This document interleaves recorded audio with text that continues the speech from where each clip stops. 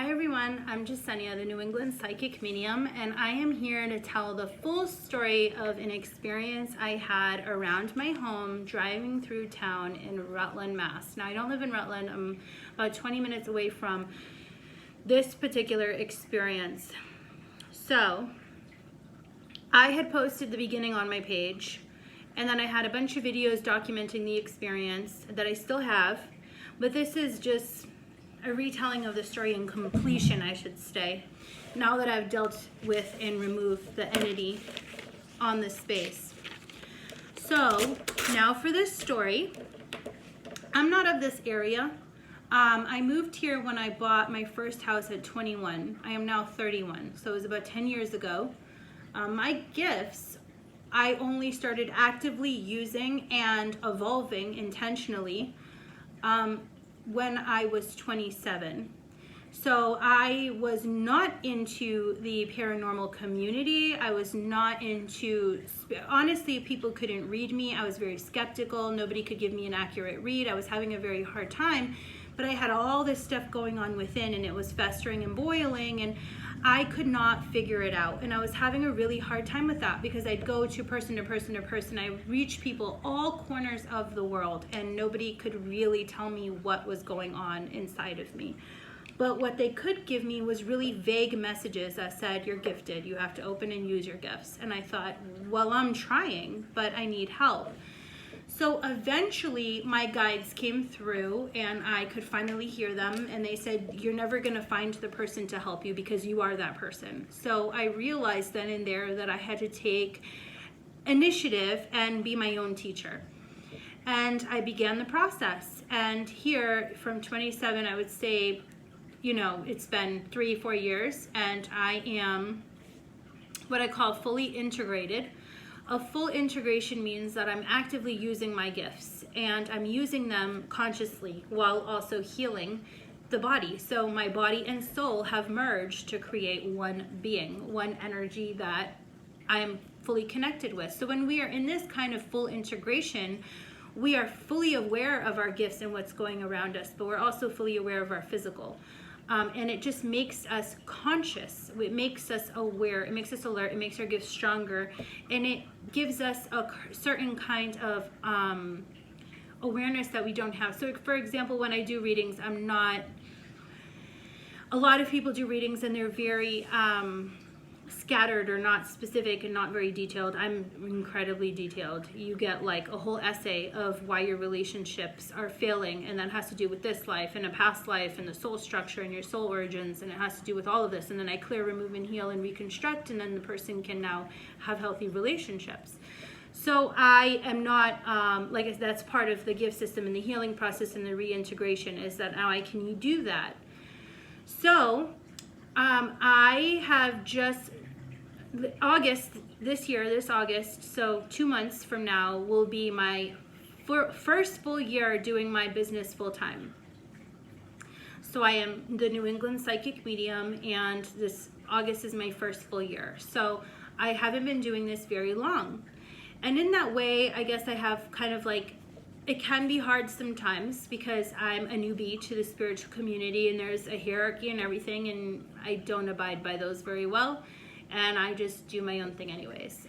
So because of that, I don't have a lot of connections or spiritual connections. I mean, I have my own community I created. I have my own page. I have my own social media sites. I have my own New England spiritual community on Facebook where we post events and stuff. I'm always friendly. I'm always looking for a crew or a spiritual gang, I would say. But I just am one of those people who works better alone, I guess. I've always been.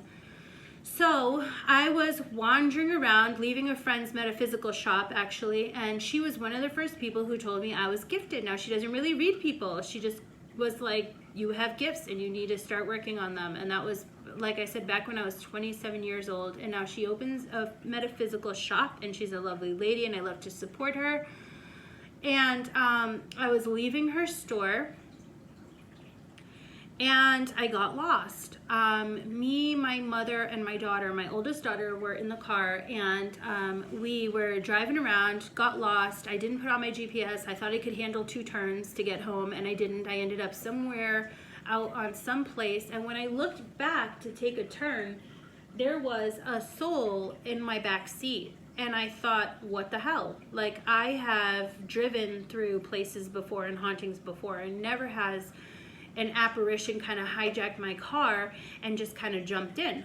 So I just kept going, and I tried talking to her and releasing her, because one of my gifts is I'm a medium, so I can help these beings cross over. I thought, well, she was a haunting, and she was telling me her story. So in the car, she was telling me about that's part of the crossing over process, is listening, simply being a listening ear, letting them share their story so that they can release and cross over. She was showing me that she would walk from her driveway down to the mill, she said, where she would meet her husband and give him lunch.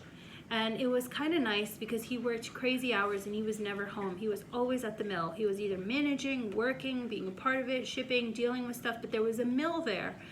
And she said, so it was nice because that was our break. That was our way to spend time together. Now, this lady had 3 children at home in her house. So it was like a time of the day where she had help, or somebody could be there with the kids. It was their little routine. Like, if they didn't do this, she'd barely ever see them. So it was also a way for her to get a break and leave the house. So she'd walk down to the mill, and it was quite a walk. I think it was a couple miles, and she'd have lunch with him, and then she'd walk back home. It was also her way of staying fit. Like, it was just her physical activity. It gave her purpose. But the interesting thing about it is she did it gown and all. So at this time, like, these people wore these ridiculous, like the high-waisted skirts with the thick belts and the hats and the rolled curls, and it was really hot out. It was like 80 degrees. And then she even shows me her husband, and her husband's got like a tweed vest with these big brass buttons and this hat, and he's in a factory or a mill, so he's like working all day, and it was smelly, I'm sure. But with this full outfit, that was her form of keeping active, her way to find clarity.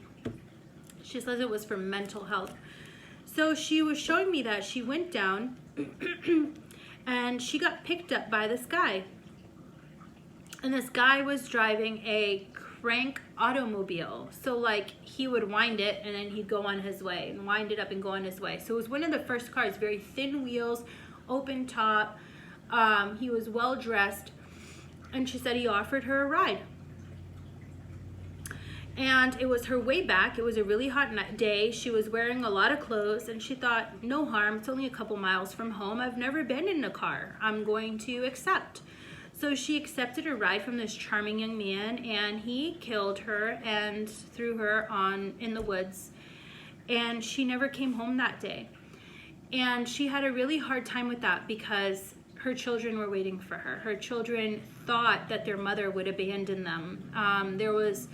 This guy was out of the town just as quickly as he came in. Nobody really knew much about him, so they didn't really suspect anything. A lot of bad things didn't happen in that place. They just thought this woman packed her stuff and went. They assumed that she was not with it, or had a change of heart, or didn't care about her family anymore and just abandoned them. And the interesting part about this was she couldn't cross over. And I thought, what the heck's going on? Why can't we lift you from the place you died? Why can't we lift your body? Why can't we lift your soul? And it wasn't just the guilt and the pain that was keeping her there. There was an actual barrier keeping her there.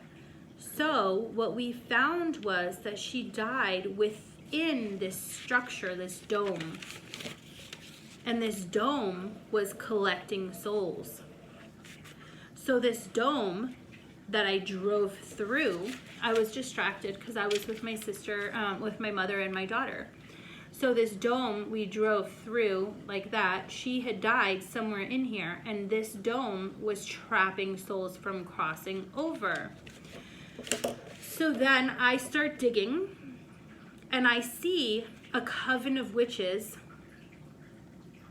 that had established the dome years prior.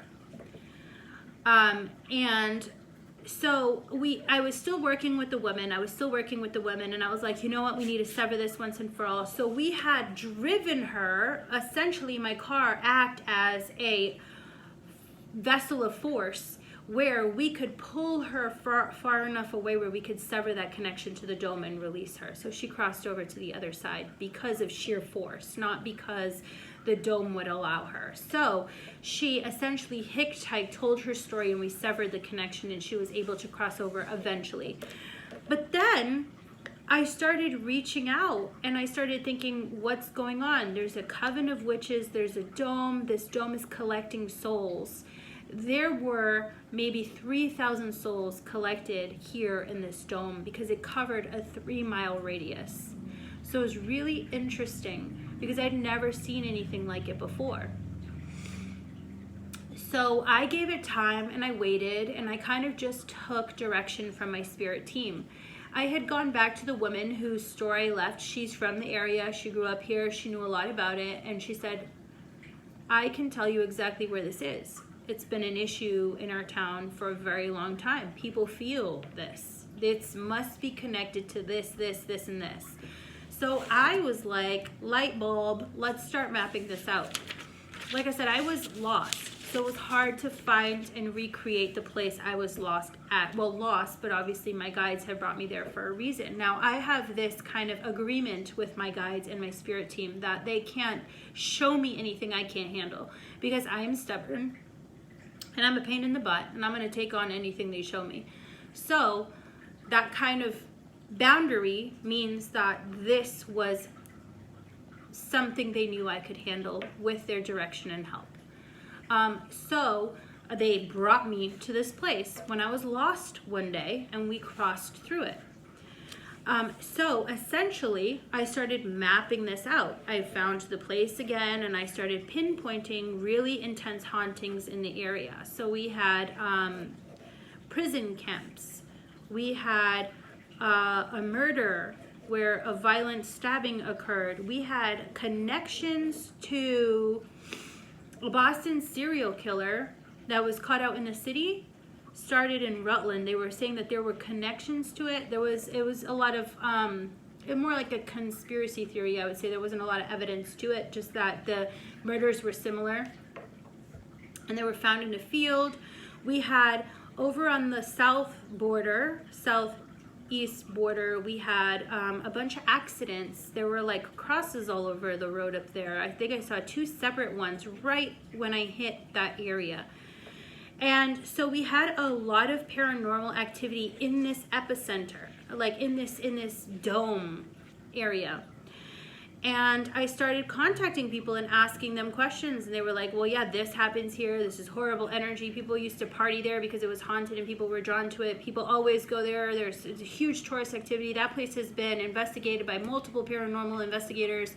And I thought, wow, I had no idea. Like, because I'm not from the area and like I'm brand new to the spiritual community, I literally had no idea. So this lady who owns the store connected me to a bunch of well-known, amazing authors, psychics, mediums, people really drowning in the metaphysical community here in this area. One of them, Joni, I'm not sure I'm saying it right, Joni, even wrote a book about her experience with a demonic entity she encountered in the prison camps surrounding this epicenter in the dome that she called the Soul Collector. I bought the book, but I still haven't read the book. And I'll be honest, I haven't read it because I wanted my information to be untainted. I wanted to finish the process without freaking myself out and reading the book. So she called in all these people and said, you know, this is what's going on. She's looking for help. I don't have a team. I mean, I have a spirit team who's powerful as hell, but I don't have a physical team. It's just me and myself and I. So she thought, well, maybe somebody can help. And honestly, they had already known about it. They didn't want anything to do with it, and they didn't want to go anywhere near it. So then I was, you know, and I understand, like, I was not going to force that on anybody. I understood that it was nobody else's mission to take on but my own. So I said, all right, well then I'm just going to do this on my own. So part of this system and process to clearing this land was really intense. When we have an energy or a haunting, that energy and haunting usually links itself to a location, so like a home or a person. That's one thing. We can sever that connection, we can release that entity. This being had a 3-mile radius trapping souls. There were thousands of souls here. So not only the souls that died locally, but souls that crossed through. So wandering souls and hauntings. Once you enter the barrier, you can't leave the barrier.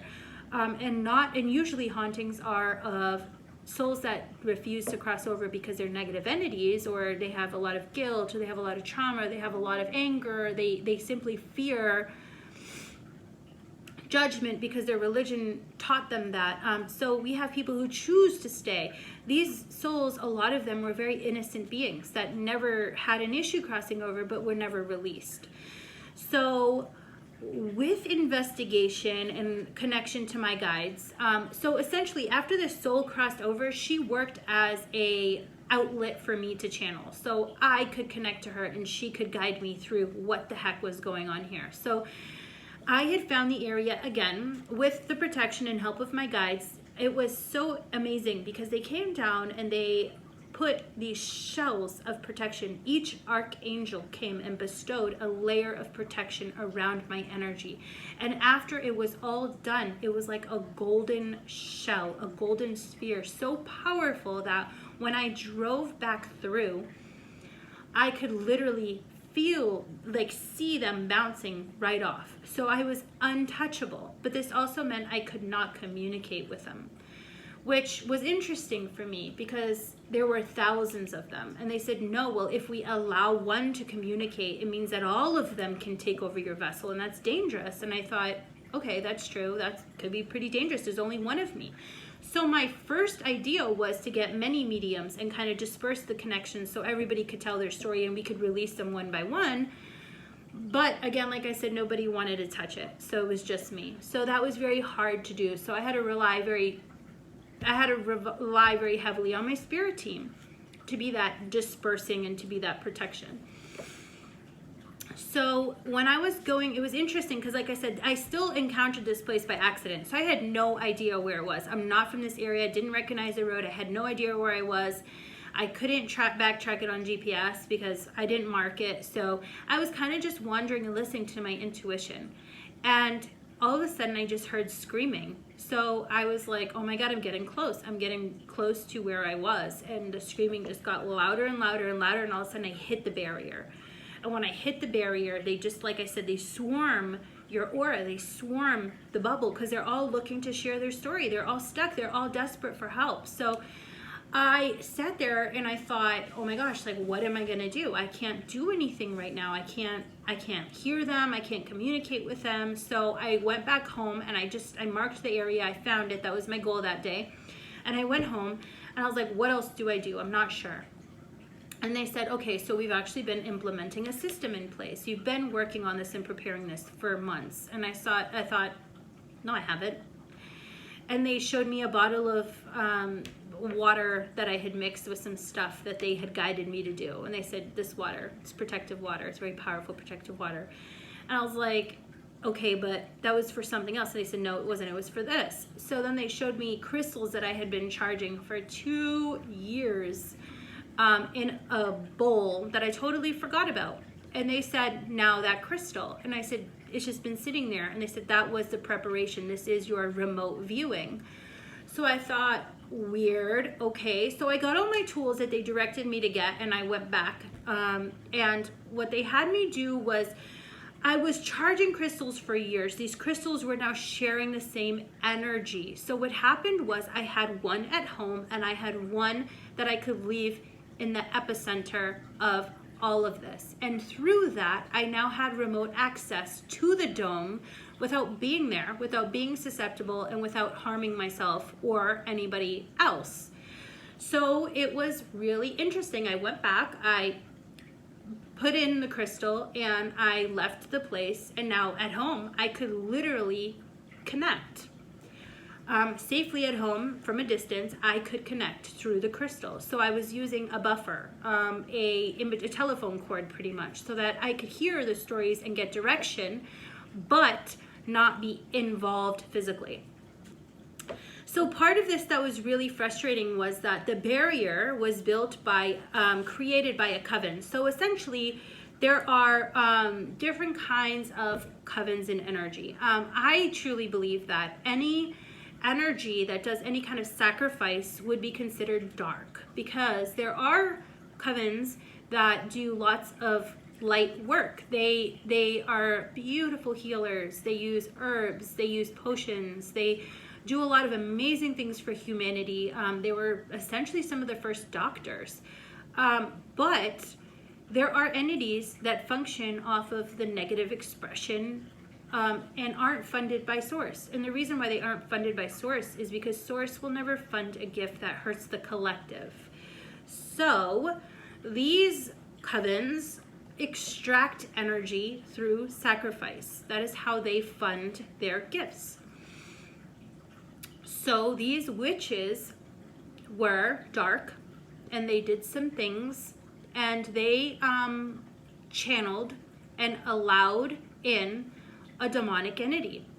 That demonic entity gave them instruction, and with that instruction, they built the barrier. So this one kind of made me a little bit upset, because I was like, I'm one person. You could only hit coven with coven. Like, I can't go up against a coven without a coven. So I was really nervous about where they would bring me with this one. And I thought, not sure what I'm gonna do. So we gave it time. Like, this all happened over a couple months, and it's because there were certain times in astrology with the cosmos that I was strong enough to do the work based on what was aligning for me. So I had to wait for those windows to do certain things. So, and I took direction, obviously, because like I said, this was extreme. This was a really extreme situation I have literally never come across, and it only gets more and more complicated as the story continues. So this is why I share it. So I was in channeling one day trying to solve this issue, and I was contacting the coven, and we had a chat, and I realized that this coven was more than happy to release the barrier themselves, because they have been struggling. Their lives have been struggling. Their karma collected from housing these souls was so deep that their future lives and their past lives were all struggling. They were suffering immensely, and they said, it's about time we right our wrongs. It's about time we release the barrier. So my guide said, not yet, we still have work to do. So essentially, if we popped this bubble, thousands of souls would just wander Earth, and that's bad. It's bad for a lot of reasons, because like I said earlier, some of those souls were positive beings, some of them were not.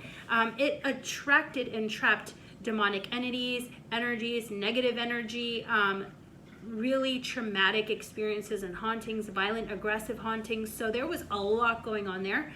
And not all of them were happy-go-lucky people who would gladly cross over. So then this brought in a whole other issue, because I said we can't just break the barrier.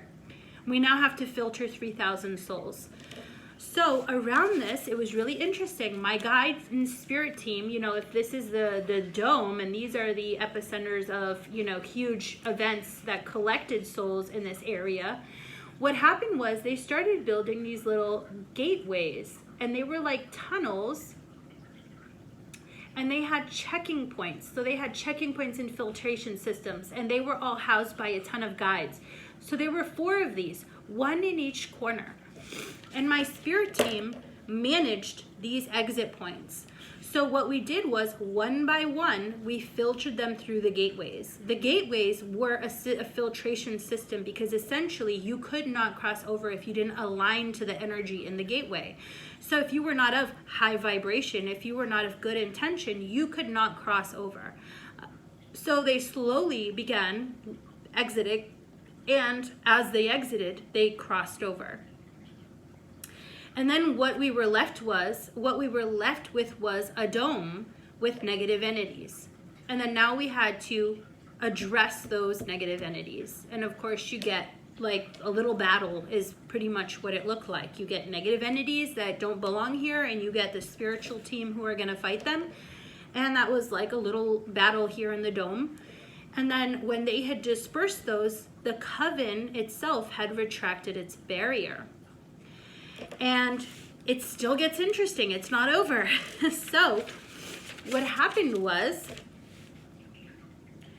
they had mentioned that he could still, or it could still come back. And I thought, oh, so we didn't even talk about the removal of the entity. So they kept telling me that you can't remove the entity while its people are alive or while its people are existing. And I thought, what does this mean? And it was because, so these negative entities function on fuel, and this entity's fuel, or this demonic entity's fuel, was the souls it had trapped. And I thought, okay, so I release the souls first and we deal with it later, right? So before all this, what they did was they created some kind of cage system. And these are literally archangels came down to do this. Like I said, I'm not coming out here being like, oh, I'm like the strongest person in the world. It was my spirit team. So these archangels came down and trapped this entity while we did all this work, because it would retaliate, and it was a dangerous entity. So it was protecting its way of living, and that was the souls that it was feeding off of and trapping. So after we had removed its food source, after we had removed, so all these beings here suffered. They were totally terrified of it. They were fearful of it. They were being held captive by it. So they were fueling it. So they were giving it a way of life. They were allowing it to thrive here on earth. And I realized that, removing one without the other, it would just keep coming back because it would have a food source. If they still believed in him, he could always anchor. I say he, but like I said, it's not a he, it's just a demonic entity. They could be male or female. They have no genitals. So it could still anchor to its location and home, being called back in through all that fear. So essentially it's like a constant gateway. So it was constantly coming back. So it was not one we could simply just deal with like we normally do. Like I said, there's usually one source. We remove the source and it's gone. It's not like that. So after we cleared this, after the walls came down, after all this was said and done and all these souls released, the archangels can now deal with this demonic entity. And like I said, I deal with energies, negative energies, demonic entities, but none this aggressive. So it was something I could not do alone, and they came down to deal with us, and it was horrific. They had pretty much sliced this thing so intensely that all of its fragments could be picked up and crossed and kind of disposed of. So their way of removing it was to chop it up to such small. It was kind of like that movie where they chop up Kronos with a sword, and it could not reconnect because they had separated its pieces and put its pieces in different realms where it was protected and could not come back. So it was really, really interesting to watch and see. And like I said, this was all remote because I myself, being human, could not be physically present for that. It was something that was too dangerous for any person to be physically present. So I just kind of saw it all from a distance because they were keeping me in the loop because I had to know what was going on if I was going to finish this job. And then they said, you got to give it time. It's not done yet. And I thought, what the hell does that mean? It's not freaking done yet. We've dealt with this. We've dealt with that. It's been complicated enough. Let's let it be done. And it wasn't done yet. What we found was that this demonic entity was creating traps in the ether. And I didn't know what that meant, but what happened was when this dome got heavy enough with hauntings, when this dome on earth got heavy enough with hauntings, it would break through the barrier and now be a part of the ether, equal and opposite. So this food source was something we could not access here in the physical. It was like a black hole that was feeding it. And these were all over the world. And I thought, what the actual F? That's crazy. So this being was possessing covens all over the world, groups of people, individuals, and creating these barriers that got so dense they eventually punctured this net that we have and went upside down. So they were now inverse traps, and they were feeding it. I have never seen anything like this my whole life. So eventually this could come back, right? Because he still has a food source. So now the job was to puncture all these ether traps and release them. So these ones are actually easier to deal with, which is interesting, because they are on the other side of the barrier. So the only beings that can cross back over the barrier are those of light. Now, if you resonate with the energy on the other side of the barrier, you can't come back over. So these negative entities and demonic energies trapped in these ether bubbles cannot come back over. So so it was much easier. So essentially, I didn't do it. Like I said, my spirit team went through and they started puncturing with these divine tools. It was like a huge spear. It was like spear fishing. It was pretty intense. And they went through and they started exploding these ether traps and allowing these beings, these souls, these trapped souls, to finally be released and flee. And I thought, what the actual heck? That's crazy. So this being, this demonic entity, was so ancient that it had developed a system of thriving and created like boils all over the earth that had become so dense that they literally flipped and supported him from a protective, or it from a protective place in the ether, because we would not go there. Me as a medium and as an interdimensional traveler and as a soul reader and as a soul healer, I would never go there, because it's like asking to be ripped apart. That's how they thrive. So it's a dangerous place to be. We don't go there. I have more videos that describe the equal and opposite, or the barrier and the other side, and that's exactly where he was. So if you want to hear more about that, I would check out that video. But it was fascinating experience, to say the least, and now it has officially been cleared. So all of these bubbles have been removed, all of these connections to earth have been removed, all of these anchors have been healed. And the most fascinating thing that I found was this case in Rutland was so heavy that it looked like a weight pushing down on the net. And the net was, so all of these experiences, it was literally being drained in and pulled in. And that's why it had so many souls, because it was acting like a weight. And that weight was collecting negative energy, negative entities, souls from the barriers. And like even crossing towns, they would just be drawn to it because they would kind of go down to the weight and get stuck. So it gets heavier and heavier and heavier until it kind of implodes and then flips. So it was a pretty crazy experience, but in the removing and the healing, we have been able to align that energy once again so that it feels different. It feels raised. It feels peaceful, and it's intense. But the story is literally one of the craziest, most fascinating things I have come across. And I have come across, like I said, I do come across some pretty intense stuff. So I work with clients doing past life removals. And sometimes those past lives are so aggressive, that they refuse to cross over, and they essentially haunt the local area. So I do that daily too. And some of those stories could be really intense.